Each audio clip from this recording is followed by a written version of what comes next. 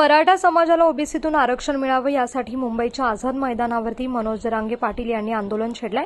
मराठा आरक्षण आंदोलनाचे नेते मनोज जरांगे पाटील हे शुक्रवारी मुंबईमध्ये दाखल झाले होते। मुंबईच्या आझाद मैदानावरती मनोज जरांगे पाटील यांनी एका दिवसाच्या आंदोलनाची परवानगी देण्यात आली होती, पण त्याला आणखीन एका दिवसाची मुदतवाढ देण्यात आली आहे।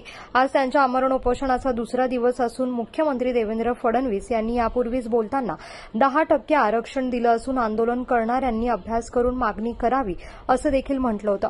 परंतु मनोज जरांगे पाटील हे आपल्या मागणीवरती ठाम आहे। अशा परिस्थितीमध्ये सरकारची शिष्टाई यशस्वी होणार की नाही याकडे आता सगळ्यांचं लक्ष लागून आहे। या ठिकाणी मराठा उपसमितीची बैठक संपल्यानंतर मंत्री राधाकृष्ण विखे पाटील यांनी मनोज जरांगे पाटील यांच्याकडे चर्चेसाठी न्यायाधीश शिंदे आणि विभागीय आयुक्त या ठिकाणी जाणार आहे। तर तेथील झालेल्या चर्चेनंतर पुन्हा एकदा उपसमितीची बैठक होणार आहे, त्यावरती तोडगा काढला जाणार असल्याचं देखील सांगण्यात आलं होतं। सध्या मराठा आरक्षणावरती न्यायाधीश शिंदे जरांगे यांच्याशी चर्चा करत आहे। दरम्यान मराठा आंदोलनामुळे मुंबईच्या दिशेने वाहतूक कोंडी देखील निर्माण झाली असून मनोज जरांगे पाटील यांच्या मराठा आरक्षण आंदोलनामुळे मुंबईच्या दिशेने जाणाऱ्या वाहनांची रांग लागल्याचं चित्र पाहायला मिळत आहे।